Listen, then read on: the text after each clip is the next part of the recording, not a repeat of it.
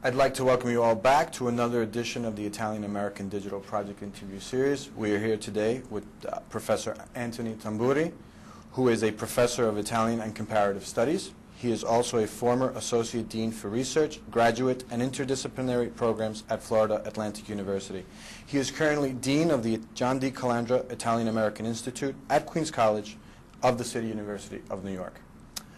Professor Tamburri, more than 15 years ago, you wrote, "Rules and/or usage of grammar are arbitrary constructs set up by those who are empowered to do so," and radically proposed to turn titling on its end by 45 degrees. You wrote that the hyphen separating the words Italian and American should be transformed into a slash, therefore bridging the physical gap between the two terms. Would you briefly explain to us this idea? Sure. First and foremost, the essay is a position paper. And as a position paper, the original intent was to kick up dust and to make people think and to create a conversation. Unfortunately, up until that time, I think that Italian-American criticism, literary criticism for the most part, was steeped in what we would call new criticism, that is, that which harks back to the beginning of the 20th century. There were a couple of exceptions. The exceptions include Robert Viscusi, of course.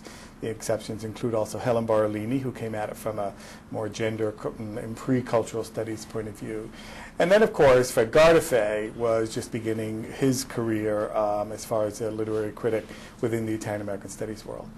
The idea, it was in some ways being a smart aleck on the one hand, and the other it was, like I said, trying to start a discussion with regard to how might we read differently Italian-American literature? How might we bring it outside, beyond the margins of, let's say, what I considered at that time a sort of ghettoization of nostalgia. I think in some ways, literary criticism especially was steeped in a type of nostalgia that we sort of had to get rid of. So what I did was I took grammar rules, and I adhered to the grammar rules, but I took the diacritical mark and I decided to change it. The other issue is, at that time, some people were, in English, not to mention what goes on in Italian, but some people were calling Italian Americans Italo-Americans. And you and I, especially of the four people here, you and I especially, having grown up in this country, when we would label ourselves, we would never refer to ourselves as Italo-American. We would always call ourselves Italian-American.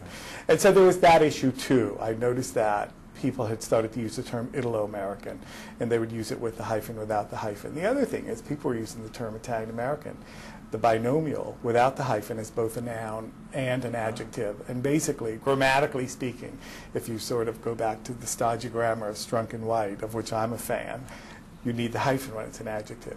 But basically, the issue was for us to begin looking at Italian-American literature from the point of view of structuralism, poststructuralism, narratology, semiotics, things of that sort.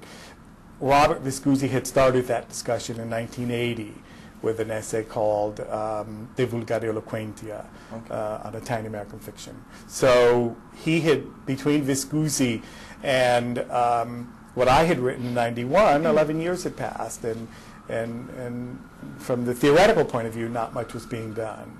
There was one other piece by Paolo Vallesio, who in 1989 published an article talking about the writer between two worlds. But that dealt with the Italian writer, and he had brought some sort of discourse analysis and to his article, but it wasn't dealing with American writers of Italian descent, those who were writing in English. Mm-hmm.